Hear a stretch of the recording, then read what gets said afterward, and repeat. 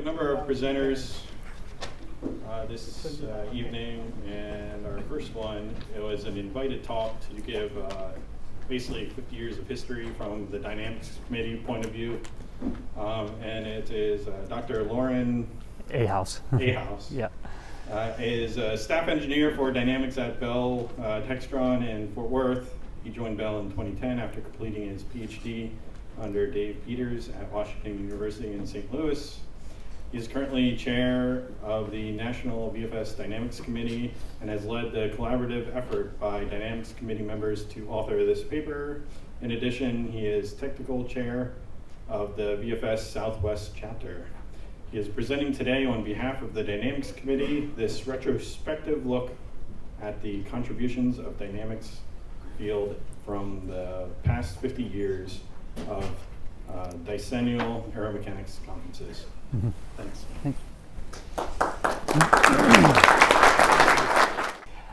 Okay, well, first I'd like to thank my co-authors. We're all on the VFS Dynamics Committee, and there's 6 of us that have been working on this paper, and it's been certainly a great effort, but it's certainly not only my work. I'd like to recognize all of them.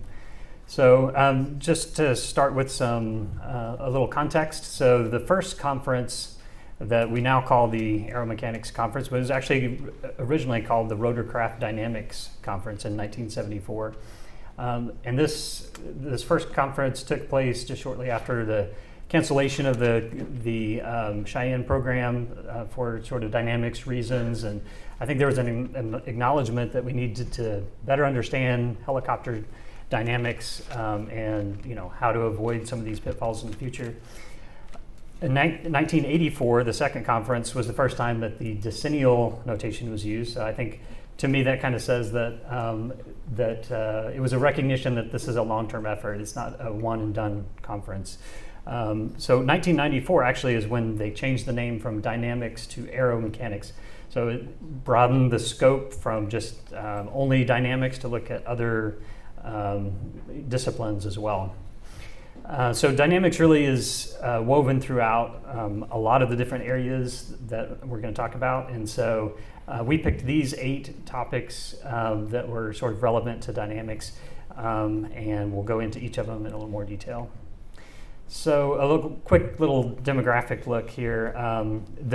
You can see a fairly even split between government, industry, and academia, with a little bit of advantage to the government folks there. In terms of geography, 88% of the papers were from the US, but we did have a fair amount from Europe and Asia as well. Here you can see that this is the number of papers in each conference. The blue ones are dynamics. So the first couple of conferences were solely about dynamics, and then we sort of expanded it to aeromechanics. But even after that expansion, I think you could probably argue that maybe 70 to 80% of the papers are at least dynamics or dynamics adjacent. Okay, so I mentioned we're going to cover those 8 subtopics within dynamics. This is the first one, modeling and simulation. And to start off with, let me just say that we're only looking at modeling and simulation papers that are relevant to aeromechanics. So we're not talking about flight simulation and controls, things like that. Also, we're not going to cover the CFD-CSD papers in much detail because there is a aerodynamics history paper as well, and we don't want to duplicate that effort. So kind of the timeline here. In 1974, there was a really great paper from Bob Ormiston, code comparison of a lot of different codes. All these different entities you see listed here all ran their legacy in-house codes and compared it. And he kind of had to use some creative scaling to get everybody on the same page. It was kind of a realization that it was the starting point, the baseline where we were starting, but it certainly said that we had some work to do. So in 1984, it was sort of there was a move to more modular component-based models, which is, I think, a precursor to the comprehensive analysis concept. So in 1994, there was a lot of activity. You see these codes listed here: CAMRAD, 2G Charlie, which was replaced by RCAS, Copter, UMARC, still all those in use today. And so 1994 was really the start of, I would say, the comprehensive analysis era. So in 2004 and beyond, the comprehensive analysis codes kind of quickly gained acceptance. And then it was more of an application of these codes to different applications. And that's what a lot of the work from 2004 on was, applying them to things like the mechanical air loads problem, slowed rotors, things like that. And so I'd say early on it was just comprehensive analysis, and then it kind of shifted more to CFD, CSD in the later years. Looking to the future, X3D is certainly a big topic of interest. Nastran coupling, non-traditional drivetrains like electric drivetrains, surrogate models that are fast and accurate. So those are all interests moving forward for modeling in sim. Okay, so this is a look at the 1974 code comparison from Ormiston. On top is the flapwise moment correlation, and on the bottom is the chordwise moment. So you can see, I would say, reasonable agreement on the flapwise bending moments. Certainly a lot of variation here, especially at low advance ratios for the chordwise moment. So a pessimist might say that the last 50 years of modeling and simulation has been an attempt to get slightly better chord bending loads and torsion loads. But we have made some progress, but it's been slow going. But so this 1994 paper about 2G Charlie, these figures here on the right, this kind of illustrates how comprehensive analysis fits into the overall research infrastructure, and this kind of shows the more detailed model. So I would say basically a very detailed rotor model, and then everything else on the aircraft, discrete models that capture just enough physics to get the basic physics down, but without slowing down the computation time too much.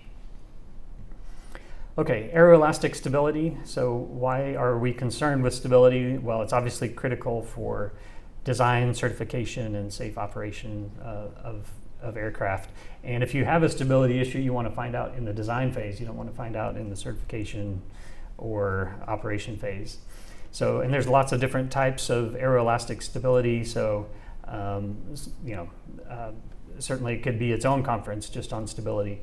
The research in this area has kind of been driven by the rotor technology of the time. So started out with articulated rotors, and then hingeless rotors, and then bearingless rotors. So as the technology of the day evolved, so did our methods of predicting stability.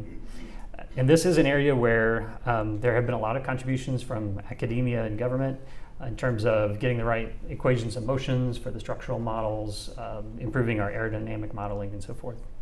And there's lots and lots of different contributors in this area, but I've listed a couple here that have made quite a bit of contributions in this area. So a timeline here. So I mentioned that as the hub type changed, sort of the thrust of the research changed. 1974, it was all about understanding hingeless rotors and their stability. And so there was, I guess, simpler equations, flap lag equations with rigid torsion, quasi-steady aerodynamics, things like that. And then in 1984, it was sort of a transition year. There's still interest in hingeless rotors, but then bearingless rotors are also of interest now. And the models are getting more and more complex: elastic torsion degrees of freedom, better aerodynamic models, dynamic inflow, and so forth. And then 1994 was when the bearingless rotors were a big thrust of the research, and also the impact of the wake instability, so refined inflow modeling. In 2004, I think it was kind of interesting. I think there was a feeling that the state of the stability models that we had was adequate to deal with the current technology of rotors that were in production. And I think that accounts for why you saw fewer papers on this topic during that time. But the papers you did see were talking about how you could augment stability through active control and things like that. Okay, rotor loads is another area that's pertinent to dynamics.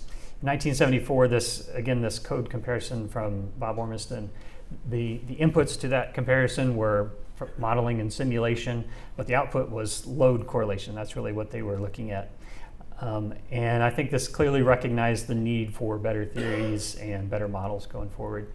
So there were maybe some incremental improvements in 1984, but the big improvements came in 1994 when with the emergence of the comprehensive analysis codes.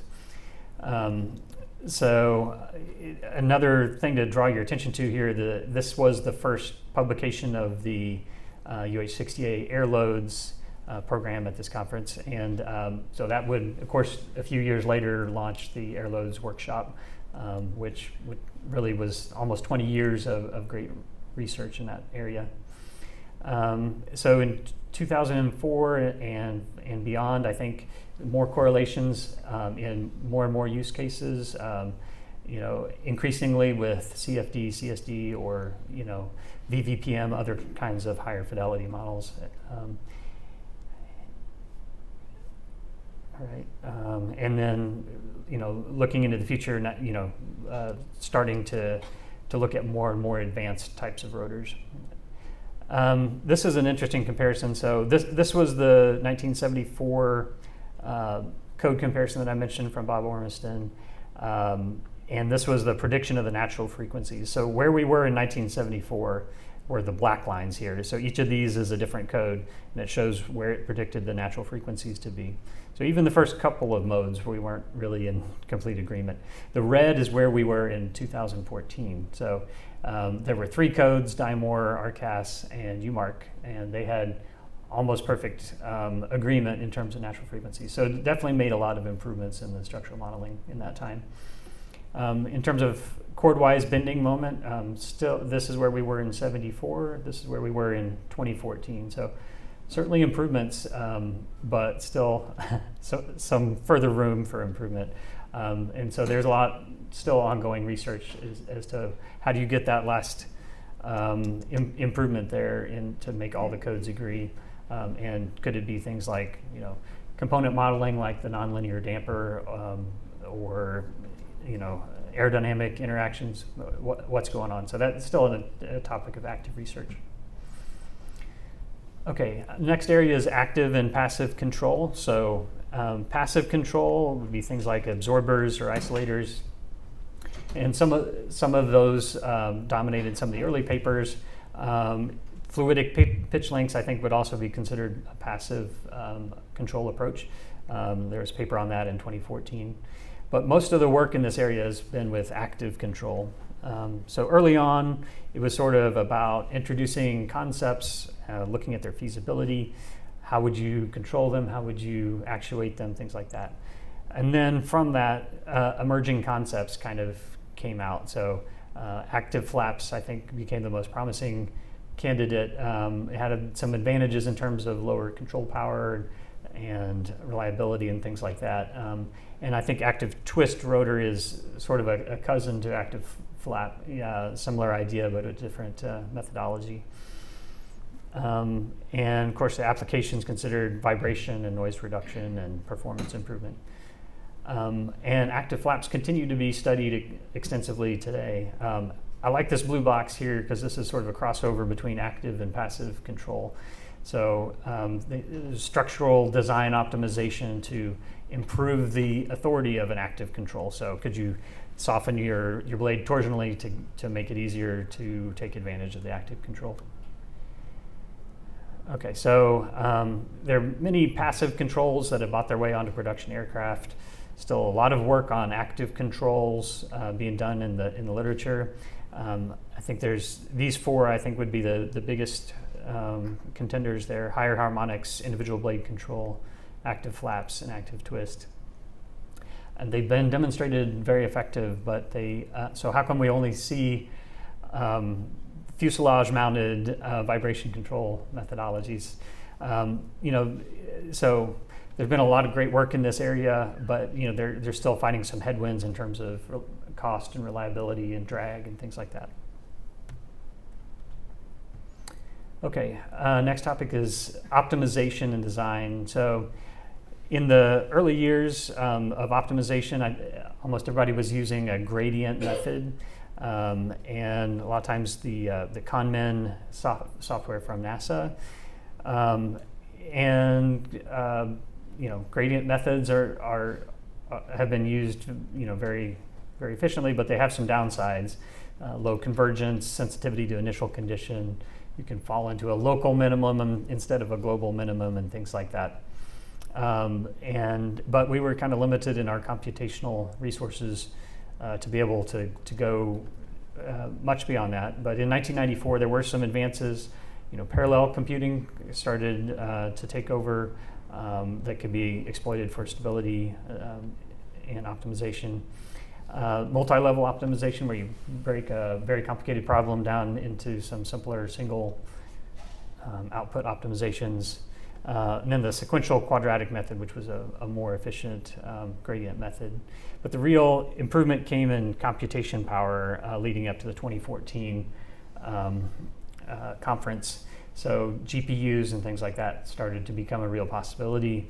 I think mid-fidelity models became reasonable to consider for optimization, whereas before it had to be fairly low fidelity in order to be tractable.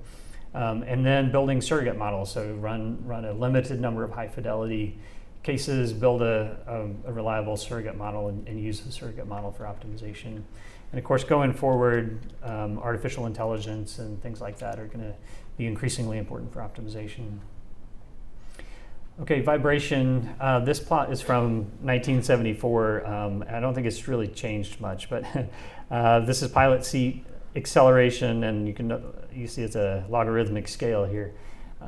So I don't really want to be the pilot experiencing 10 Gs, but you kind of go from causing injury to the person to you can have limited exposure to just annoying, but you can deal with it all the way to the goal being barely perceptible vibration. So that's what we're all after, of course.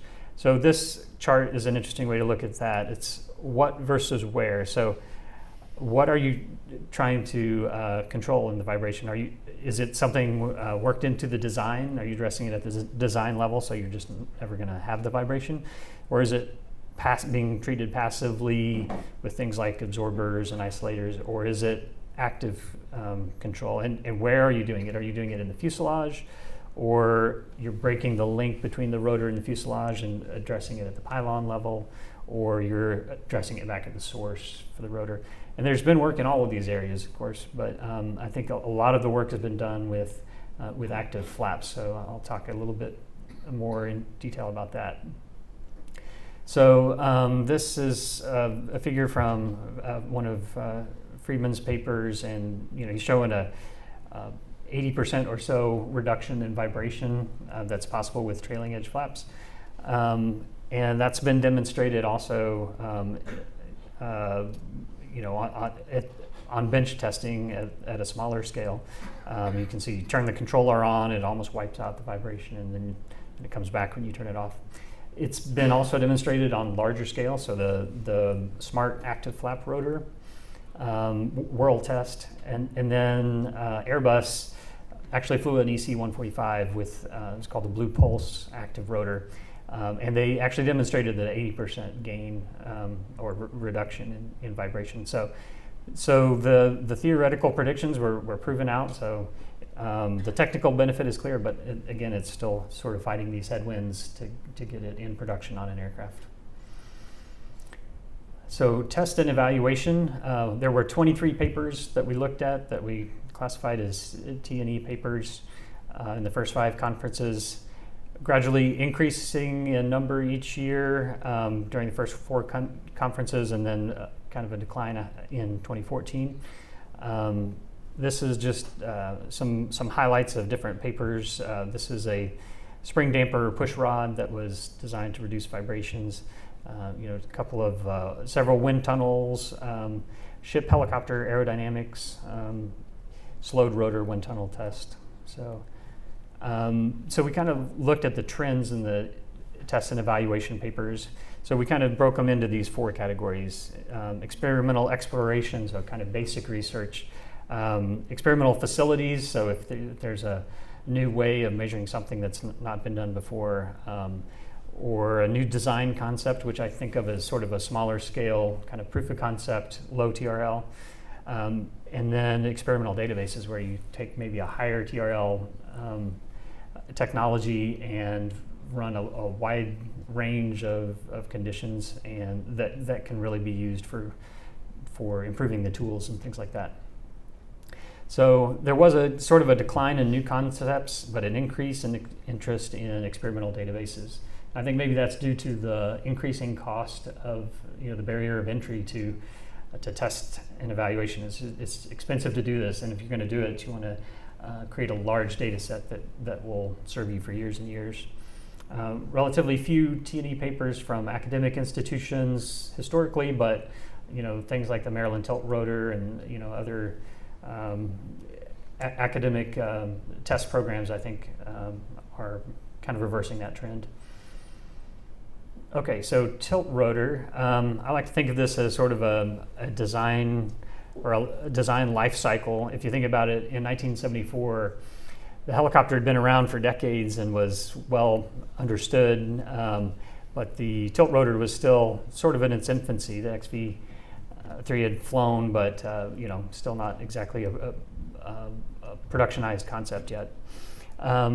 So there were a couple of important wind tunnel tests that had just been done. One on the Bell gimbaled stiff in-plane rotor, another on the Boeing hingeless soft in-plane rotor. Both of those configurations are still relevant today. And we really needed some baseline understanding. So, understand whirl flutter stability, and then what other design factors are really important for tilt rotors. So there were a couple of really great papers in 1974. Interestingly, during 84 to 94, I would call that the flight testing phase. So XV15 and V22 are flight testing. We're learning a lot of data, but interestingly, there were no dedicated tilt rotor sessions during those years. There was an interesting paper in 94 about extending the finite state wake model to tilt rotors, which was important for real-time flight simulation. So then 2004 comes along. One of the plenary sessions was Ron Kaiser from Bell talking about the low-speed, high-rate of descent testing. That was one of the last hurdles that Bell faced getting the V22 into production, and that was done successfully. Also, introducing the 609 civil tilt rotor, which is, still close to certification, right?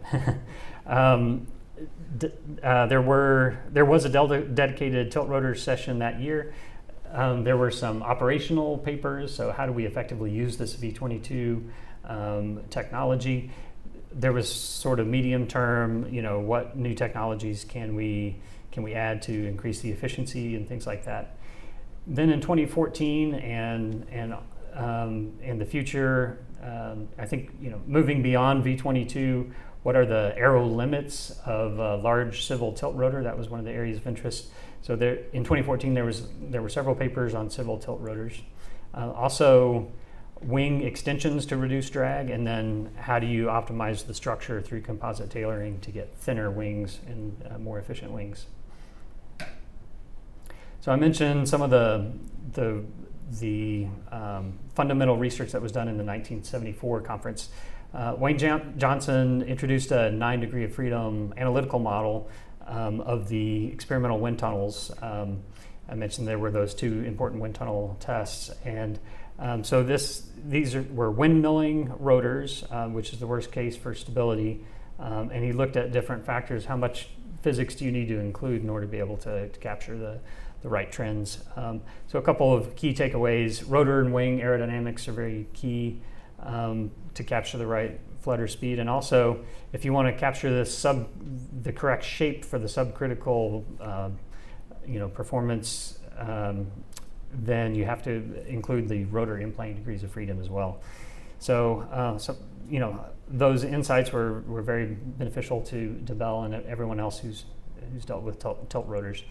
Then Ray Kvaternik came along at a good time for tilt rotor research. He, the Army had just had the composite aircraft program in 1965, and so there was a lot of interest in this area.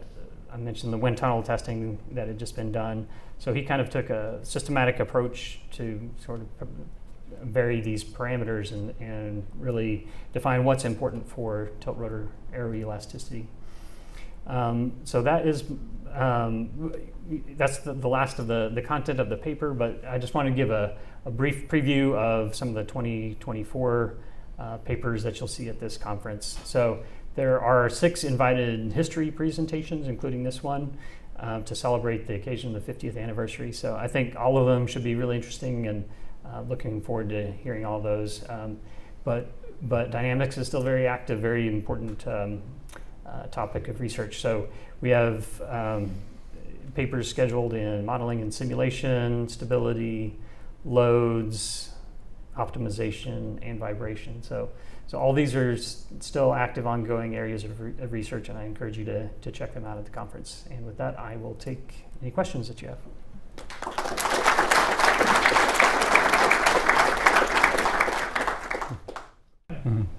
Comment, you talked about active rotors having headwinds. I worked active rotors about 14 years ago, active rotor program. We worked real hard on flat rotors. We could not find a combination of, well, let's put it this way. We found combinations NP that would drop vibration very nicely. Power went up. Right. We found things that improved performance. Vibration went up. Vibration went up. We could not find a combination that did both.